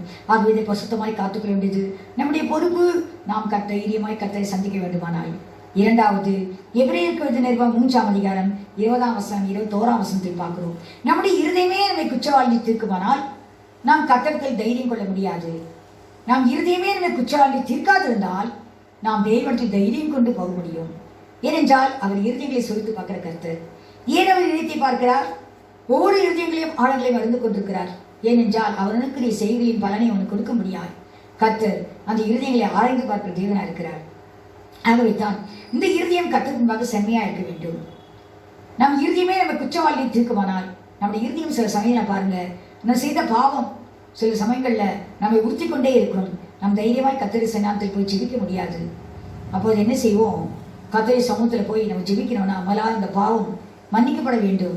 இதைத்தான் தாவீது சொல்கிறான் 19ஆம் சங்கீதத்துல 12-13ஆம் வசனத்துல, தன் பிழைகளை உணர்கிறவன் யார்? மறைவான குற்றங்களுக்கு உண்டு அடியனை விலக்கிக்காரும், துணிகரமான பாவங்களும் இந்த அடியனை ஆண்டுக்குள்ள விட்டாதிடும். அப்பொழுது நான் பெரும் பாதகத்துக்கு நீங்களாயிருப்பேன். ஏனென்றால் நாம் பாவம் செய்து சில சமயங்களில் கர்த்தரிடத்தில் மன்னிப்பு பெறாவிட்டால் கர்த்தர் சமூகத்தில் போகக்கூடிய ஒரு எண்ணம், ஒரு சிந்தை நமக்கு வராது. நம்முடைய இருதயமே நம்மை குற்றவாளி என்று சொல்லிக்கொண்டே இருக்கும். அன்று உதாரணமாக அன்று கெட்டகுமாரனுக்கு தான். கெட்டகுமாரன் தகப்பன் எவ்வளவு புத்தி சொன்னான், ஆனால் கேட்காமல் தகப்பன் ஆசையெல்லாம் அழித்து போட்டு விட்டான். அழித்து போட்டு ஒரு பிச்சைக்காரனை போல வேலை இல்லாமல் வேலையை தேடி போகிறான். அவனுக்கு எந்த வேலையும் கூட கிடைக்கவில்லை. பிறகு ஒரு குடியான இடத்தில் வேலைக்கு போகிறானாம். என்ன வேலை? பஞ்சு மேய்க்கிற வேலை. அந்த பஞ்சை தின்ற தனக்கு தவிட்டினாலே தன்னுடைய பசியை ஆசையா இருக்கிறான். அது கூட அவனுக்கு கிடைக்கவில்லை. அந்த நேரத்தில் தான் அவனுக்கு அந்த குற்ற உணர்வு அவனுக்கு வேலை செய்கிறது. அந்த கெட்டகுமாரன் அந்த குடியான இடத்தில் வேலைக்கு போகும்போது அந்த பஞ்சைகள் தின்ற தவிட்டினாலே தன் வயிற்று நிரப்ப ஆசையா இருந்தான். அது கூட அவனுக்கு கிடைக்காத நேரத்துல தான் அவன் தகவலுடைய உணரக்கூடிய ஒரு உணர்வு வந்தது. அவன் உணரும் போது நினைக்கிறான், அவன் முதலாக நான் செய்த பாவம் பணத்துக்கு விரோதமாய் செய்தேன், தேவனுக்கு விரோதமாக செய்தேன். தேவனுக்கு நல்ல தகப்பனை கொடுத்து நல்ல ஐஸ்வர்யத்தை சம்பாதிக்கக்கூடிய தானியை கொடுத்து ஒரு தகப்பனை கொடுத்து நான் அனுபவிக்கும்படியாக வைத்திருந்தார். ஆனால் நான் அதை வாங்கி அதை வேஸ்டா எல்லாத்தையும் செலவு செய்து விட்டேன். வேசிகள் எல்லாரும் அதில் பங்கு பெற்று எல்லா சொத்தும் அழிந்து விட்டது. இப்பொழுது நான் கஷ்டப்படும் போது என்னோட கூட சேர்ந்து கஷ்டப்பட உத்தரவு இல்லை. நான் தனிமையா இருக்கிறேன். நான் செய்த தவறு தேவன் எனக்கு முதலாவது மன்னிக்க வேண்டும். பரத்துக்கு விரோதமாய் நான் பாவம் செய்தேன், பின்பு தகப்பனுக்கு விரோதமாய் பாவம் செய்தேன். நான் போய் தகப்பன் வீட்டில் கேட்க போறேன். நான் எழுந்து போய் என் தகப்பன் வீட்டில் கேட்க வேண்டும். அவனை இருதயமான வாதிக்கிறது. அவன் போகிறான், போய் கேட்கிறான், தகப்பனே பரத்துக்கு விரோதமாகவும் உமக்கு முன்பாக நான் பாவம் செய்தேன். முதலாவது தேவனுக்கு விரோதமாக பாவம் செய்தேன், பரத்துக்கு விரோதமாய். இரண்டாவது உமக்கு முன்பாக நான் பாவம் செய்தேன். இனியுடைய பிள்ளை என்று சொல்வதற்கே நான் தகுதியற்றவன். ஆகவே என்னோட வேலைக்காரனா வைத்துக் கொள்ளும். எனக்கு ஒரு பூர்ணமான ஒரு பூர்த்தியான ஆகாரம் இருந்தால் போதும் என்று நினைத்தான். ஆனால் நம்முடைய தகப்பன் அப்படியல்ல, அவனை ஏற்றுக்கொண்டு பிள்ளையாகவே அவனை ஏற்றுக்கொண்டான் என்று பார்க்கிறோம். அப்படியானால் கர்த்தர் அதை தான் சொன்னாரு, நம்முடைய இருதயம் நம்ம குற்றவாளியை தீர்க்குமானால் நாம் தைரியமாய் கர்த்தருக்கு போக முடியாது. நம்முடைய குற்றங்கள் மன்னிக்கப்பட்டால் மாத்திரம்தான். ஆகவே நம்ம இருதயத்தை எப்போதுமே கர்த்தருக்கு முன்பாக செம்மையாய் பார்த்துக்கொள்ள வேண்டும், பரிசுத்தமாய் பார்த்துக்கொள்ள வேண்டும். கர்த்தரிடத்தில் எப்பொழுது வேண்டுமானாலும் போய் அவருடைய கிருபியை நான் பெற்றுக்கொள்ளத்தக்கதாக நான் பார்த்துக்க வேண்டியது அவசியமாக இருக்கிறது. அதனால தான் அவன் இருதயங்களை குற்றவாளியை தீர்க்கக்கூடாது. அதனால தான் நம்ம எப்பொழுதும் நம்ம பரிசுத்த ஆவியானவர் இதயத்தில் ஊற்றப்பட்டிருக்கிறார். அந்த இதயத்தை நாம் சுத்தமாக வைத்துக் கொள்வது அவசியமா இருக்குது. அதனால் அதுக்கு பிரியமாய் வைத்துக் கொள்வது அவசியமா இருக்குது.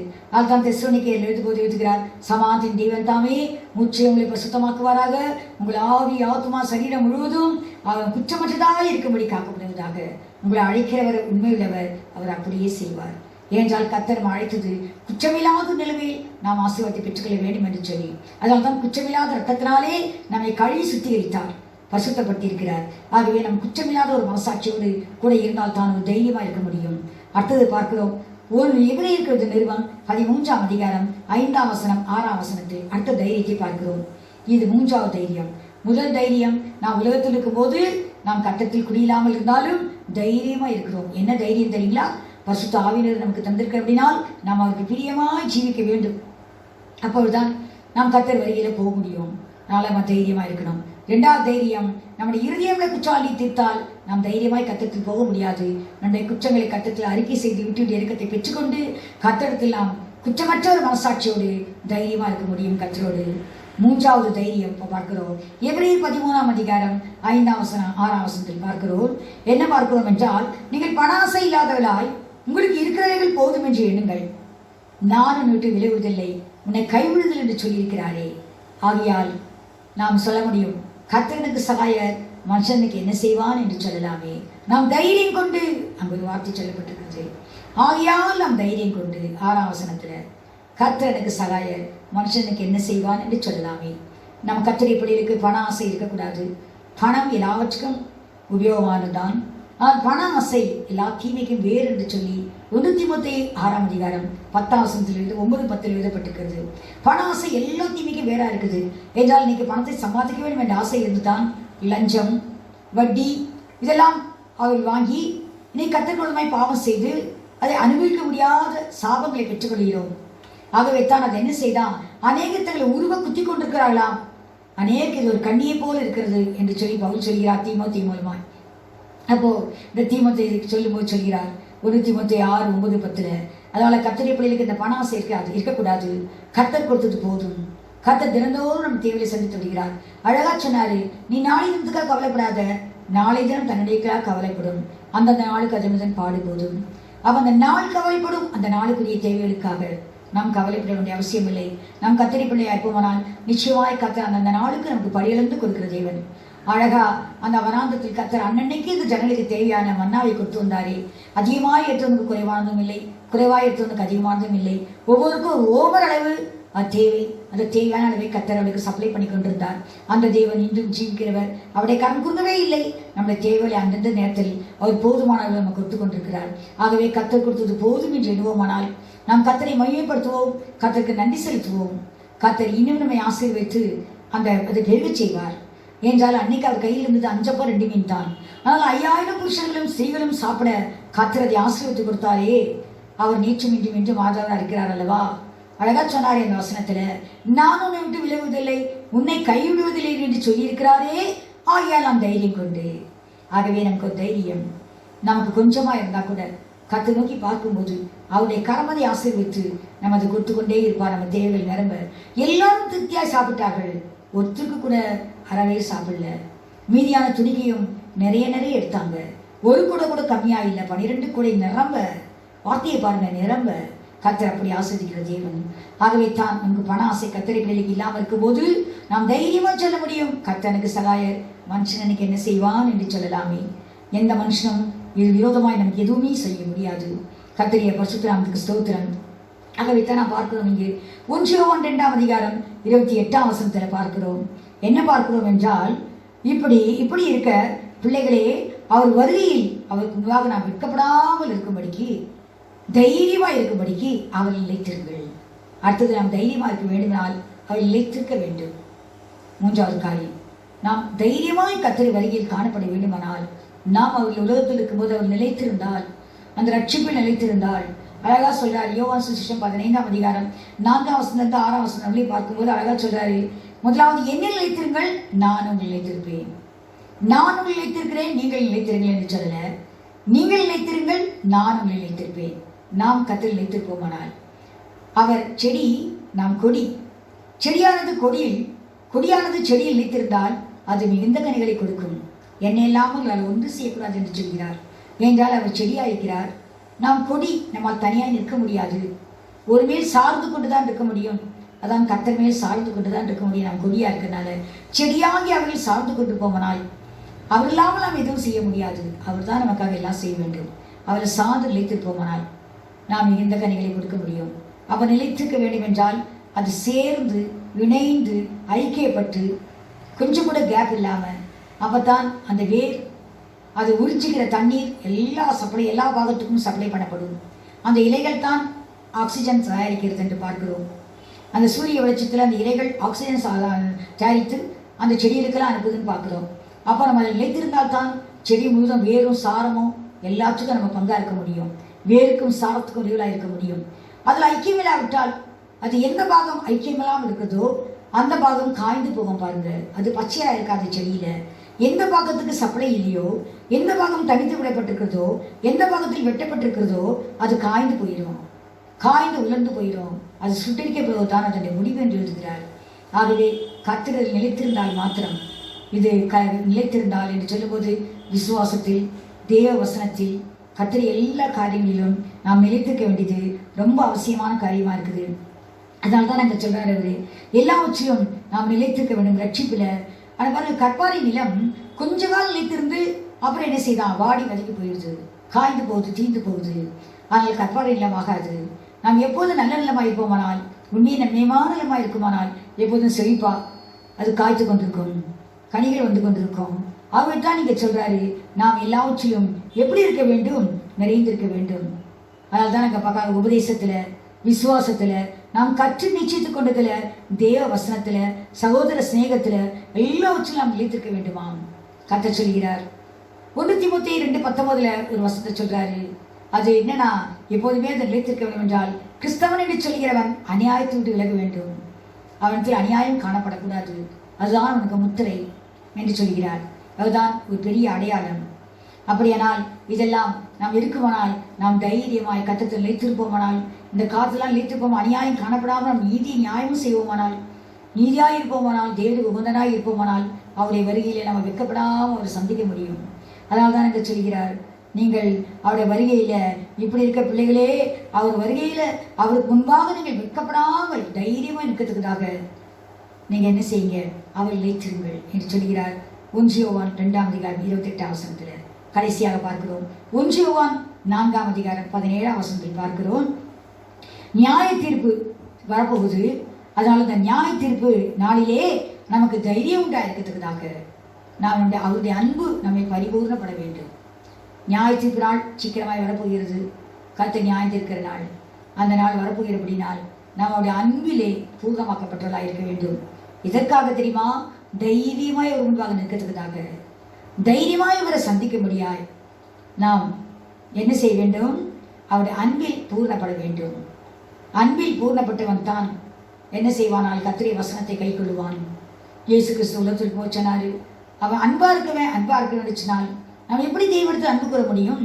நாம் அவருடைய வசனத்தை கை கொள்வதுதான் அவரிடத்தில் அன்பு கூறுகிறது என்று கர்த்தர் சொல்கிறார்.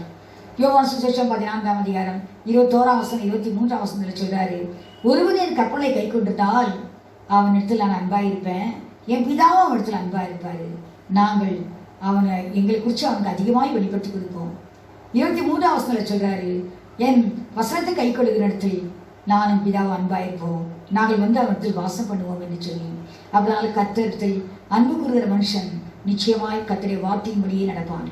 கர்த்தருடைய வார்த்தை மீறி நடக்க மாட்டான். கர்த்தருடைய வார்த்தை புறக்கணித்து நடக்க மாட்டான். அந்த சவுல் கர்த்தருடைய வார்த்தை புறக்கணித்து நடந்தபடினால் கர்த்தரை புறக்கணித்து விட்டார். ஆனால் கர்த்தருடைய வார்த்தையை கேட்டு அதன்படி நடக்கிறதுக்கு தான் கர்த்தர் பரிசுத்த ஆவியானவரை தந்திருக்கிறார். கர்த்தர் நமக்கு தருகிற ஒவ்வொரு எச்சரிப்புகளையும் ஒவ்வொரு வார்த்தைகளையும் கேட்டு அதன்படி நடத்து பலப்படுத்தி நடத்தத்தான் கர்த்தர் பரிசுத்த ஆவியானவரை தந்திருக்கிறார். ஆகவே நாம் அவர்கள் அன்பு கூறுவோம் என்று சொல்லும்போது வசனத்தை கை கொள்ள வேண்டியது ரொம்ப அவசியமான காரியம். 1 கொரிந்தியர் 16:22 கடந்த செய்தியில் கூட பார்த்தோம். கர்த்தரில் அன்பு கூறாதவன் சபிக்கப்பட்டவன் என்று சொல்லி எழுதப்பட்டிருக்கிறது. அப்படிப்பட்ட சாபம் வரக்கூடாது. நாம் கர்த்தரை நேசிக்க வேண்டும். கர்த்தரை விரும்புகிறார். ஏனென்றால் அன்றைக்கி எபேசபையை பார்த்து கர்த்தர் சொன்னார், வெளிப்படுத்தல் 2:4, உன்னிடத்தில் அநேக நற்குணங்கள் உண்டு, ஆனால் ஒரே ஒரு குறைபாடு உண்டு, ஆதில் கொண்ட அன்பை நீ விட்டாய் என்று உன் பேரில் எனக்கு ஒரு குறை இருக்கிறது. ஆதில் நீ எவ்வளோ அன்பாக இருந்தாய் என்னிடத்தில், எவ்வளோ கீழ்ப்படுதலாக இருந்தாய், எவ்வளவாய் என்னை நேசித்தாய், இப்போது நேசிக்காமல் போய்விட்டாயே, எனக்கு ஒரு குறை உண்டு என்று சொல்கிறார். அதனால் கர்த்தரில் அன்பு கூறுவன் அவருடைய வசனத்தை கை கொள்கிறான் என்று சொல்லி பார்க்கிறோம். அதனால பிதாவும் அவனிடத்தில் அன்பாக இருக்கிறார். தேவ அன்பை கர்த்தர் நம்மிடத்தில் எதிர்பார்க்கிறபடினாலே அந்த அன்பை நம்முடைய இதயத்தில் பரிசுத்த ஆவியினர் மூலமாய் நம்ம இதயத்தில் ஊற்றி வைத்திருக்கிறார். ஆகவே முதலாவது தேவனிடத்தில் முழு நம்முடைய அன்போடு, முழு பலம், முழு மனது, முழு சிந்தை, முழு ஆத்மாவோடு அவற்றில் அன்பு கூற வேண்டும். அவரால் மேக்சிமம் நம்ம எல்லா அவசரங்களையும் கை கொண்டு நடக்க வேண்டும். அதுக்காக தான் நடக்க முடியாதான் கற்றுக் கொடுத்திருக்கிறார். ஒரு கிறிஸ்தவன் ஒரு பிரயாணத்தை செய்கிறான் என்றால், இந்த அன்னைக்கு இஸ்ரேல் மக்கள் வனாந்திர வாழ்க்கையை வாழ்ந்தார்கள். வனாந்திரத்தில் 40 வருஷம் கடந்து போனார்கள் என்று பார்க்குவோமே, அது இப்போது நாம் நடந்து கொண்டிருக்கிற வாழ்க்கை. எரிகோவில் இருந்து அவர்கள் கானான் தேசத்துக்கு போனாங்க. அதுபோல நாம் இல்லை எரிகோ அல்ல, எகிப்திலிருந்து அவர்கள் கானான் தேசத்துக்கு போனார்கள். அதுபோல நாம் இந்த எகிப்தாகிய இந்த உலகத்திலிருந்து பரம கானான் தேசத்துக்கு நோக்கி பிரயாணம் பண்ணி கொண்டிருக்கிறோம். இந்த வனாந்திர வாழ்க்கைத்தான் நம்முடைய பிரயாணம். ஒவ்வொரு கிறிஸ்தவனும் பிரயாணம் பண்ணி கொண்டிருக்கிறான். இந்த கரையிலிருந்து அக்கறைக்கு போக வேண்டும், மறுக்கரைக்கு போக வேண்டும். நாம் போய் சேர போகிறோம். போகும்போது நமக்கு தைரியமாய் கர்த்தரை சந்திக்க வேண்டியது மிகவும் அவசியமான காரியம். ஆகவே தான் கர்த்தர் அவருடைய வார்த்தையின் மூலமாய் அன்று அக்னிஸ்தம்பமும் மேகஸ்தம்பமும் அவளோடு கூட சென்றார் என்று பார்க்கிறோம். அக்னிஸ்தம்பம் என்று சொல்லும்போது கர்த்தருடைய வார்த்தை வெளிச்சமாய் முன்பாக சென்று கொண்டிருந்தது அக்னியாய். ஏனென்றால் கர்த்தருடைய வார்த்தை பாதைக்கு வெளிச்சமா தீபமா இருக்குது. அதனால் அக்னியாய். அடுத்து மேகஸ்தம்பம் என்று சொல்லும்போது ஆவியானவருடைய ஆளுகை. மேகம் எழும்போது அவர்கள் பிரயாணத்தை ஆரம்பித்தாங்க. மேகம் இறங்கும் போது அவர்கள் பிரயாணத்தை நிறுத்திவிட்டார்கள். அந்த இடத்தில் தங்கினாங்க. பரிசுத்த ஆவியுடைய ஆளுகை. இன்று பரிசுத்த ஆவியானவர் கர்த்தர் தந்ததும் வசனத்தை நமக்கு கொடுக்கிறதும் எதற்காக? அந்த பரிசுத்த ஆவியுடைய பலத்தினால் அந்த வசனத்தை காத்து நடக்க வேண்டும். அதை நாம் கை கொண்டு நடக்க வேண்டும், கீழ்ப்படி நடக்க வேண்டும். அப்பொழுதுதான் நம்முடைய ஓட்டத்தை நாம் ஜெயமாய் முடிக்க முடியும். கர்த்தருடைய பரிசுத்தத்துக்கு ஸ்தோத்திரம்.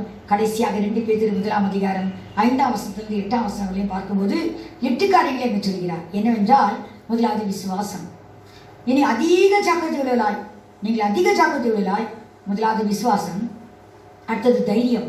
விசுவாசத்தோடைய தைரியத்தையும், அடுத்தது தைரியத்தோட ஞானத்தையும், ஞானத்தோட இச்சடக்கத்தையும், இச்சடக்கத்தோடைய பொறுமையையும், பொறுமையோட தேவபக்தியையும், தேவபக்தியோடைய சகோதர சிநேகத்தையும், சகோதர சிநேகத்தோடைய அன்பையும் கூட்டி வழங்குங்கள்.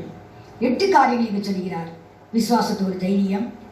முதலாவது விசுவாசம், அடுத்தது தைரியம், அடுத்தது ஞானம், அடுத்தது இச்சையடக்கம், அடுத்தது பொறுமை 5வது காரியம், 6வது காரியம் தேவபக்தி, 7வது காரியம் சகோதர சிநேகம், 8வது காரியம் அன்பு. இதை நம்மிடத்தில் இருந்தால் மாத்திரம் போதாது, நமக்கு உண்டாயிருந்து பெருகினால். இது உண்டாயிருக்கிறது மாத்திரமல்ல, அது பெருகிக் கொண்டிருக்க வேண்டும். ஒவ்வொரு நாளும் இது நம்மளை பெருகிக் கொண்டே இருக்க வேண்டும். அப்போது உங்களை வீணரும் கனியச்சலுமாய் இருக்க ஒட்டாது என்று சொல்லி எழுதப்பட்டுகிறது. நான் வீணராய் இருக்க முடியாது. கர்த்தருக்கு ஒரு பிரயோஜனமான பாத்திரமாய், கர்த்தரை மையப்படுத்தக்கூடிய பாத்திரமாய், அந்த நாளில் தைரியமாய் கர்த்தரை வெளிப்படுத்துகிற பாத்திரமாய் இருந்தாலே, அதுபோல தைரியமாய் கர்த்தர் நாமத்தை மையப்படுத்தக்கூடிய ஒரு பிள்ளைகளாய் நாம் காணப்படுவோம். வீணரும் கனியச்சலுமாய் இருக்க ஒட்டாது. நாம் கனி கொடுக்கிற ஒரு நல்ல மரமாய் நாம் காணப்படுவோம். கர்த்தரை பசி ஆற்றுகிற, தேவ சித்தத்தை நிறைவேற்றுகிற ஒரு மரங்களாய், நாம் கனி கொடுக்கிற மரங்களாய், நல்ல மரங்களாய் நாம் காணப்படுவோம். ஆகவே தான் இந்த தைரியம் மிகவும் வளர்ந்ததாக இருக்கிறது. நாம் கர்த்தருக்காக தைரியமாக இந்த நாட்களில் நிற்போம். இந்த நாட்களில் ஒரு வித்தியாசமான விசேஷமான கர்த்தருக்காக செய்யக்கூடிய காரியங்களை தைரியமாய் செய்து பரலோகத்தில் நாம் அதிக பலனை சேர்த்து வைத்து மீந்த பலனுக்கு எதுவான தைரியத்தை விட்டுடாதபடி கர்த்தரை வருகை மட்டும் காத்துக்கொள்ள ஆவியானவர் நமக்கு உதவி செய்வார். கர்த்தர் வசனங்களை நமக்கு ஆசீர்வாதம் கொடுப்பார். கர்த்தரை பரிசுத்த நாமத்துக்கு ஸ்தோத்திரம்.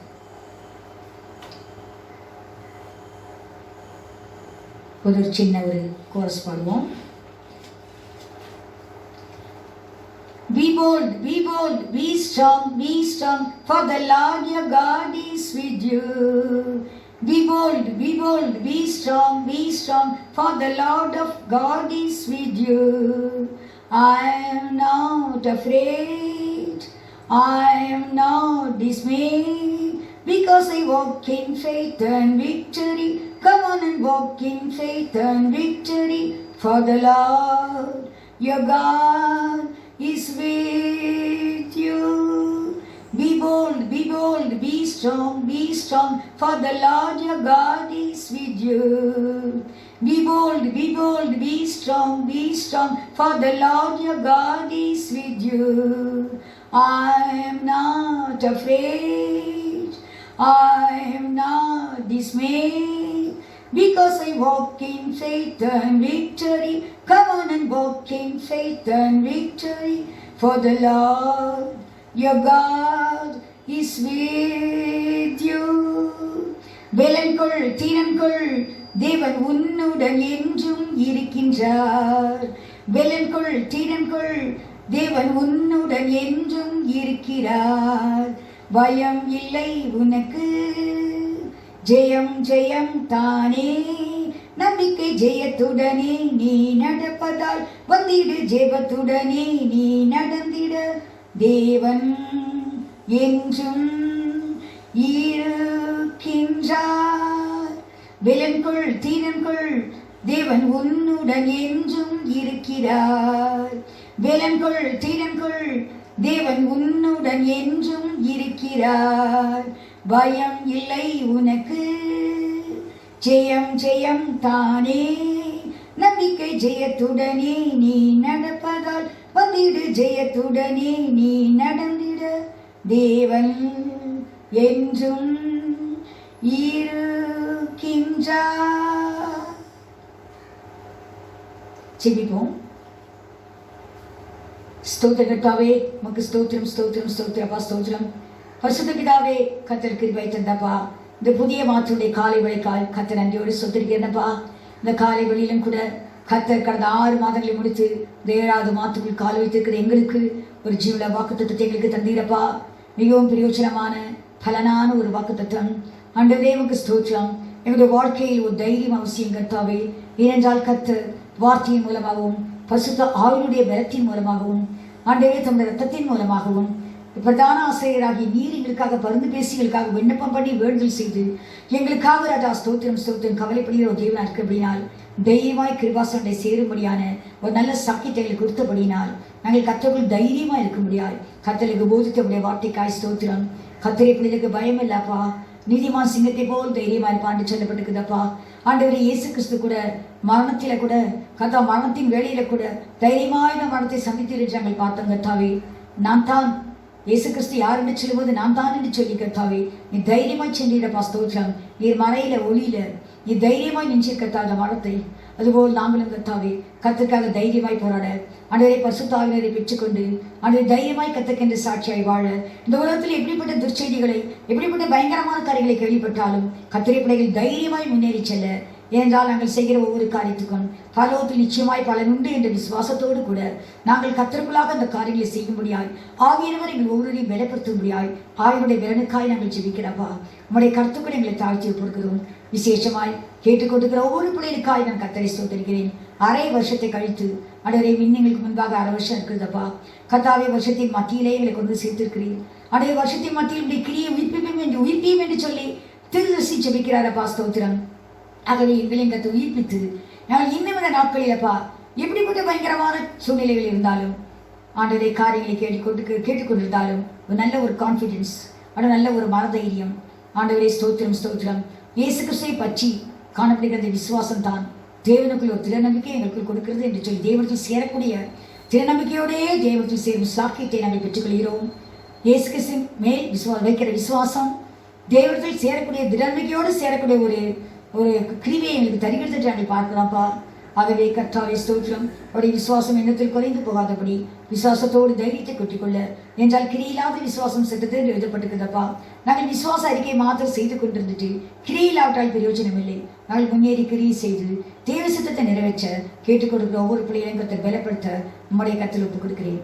ஒவ்வொரு பிள்ளைகளும் தேவன் ஆசீர்வதியும். கர்த்தரை நாம மாத்திரம் மையப்பட்டும் துவக்க நேரம் முதல் உடைய நேரம் மட்டும் கர்த்தரை தடையில்லாமல் கர்த்தர் ஆசீர்வதித்து கொடுத்து கிருபைக்காய் என் தேவனாய் கர்த்தருக்கு மீண்டும் மகிமையை செலுத்தி துதி கன மகிமையாவற்றும் கர்த்தருக்கு மட்டுமே செலுத்தி அந்த பராக்கிரமுள்ள அந்த வல்லமுள்ள கர்த்தருடைய கரத்தில் எங்கள் ஒவ்வொருவரையும் ஒப்பு கொடுத்து வேண்டிக் கொள்கிறேன். ஜீவனுடைய நல்ல பிதாவே, ஆமென்.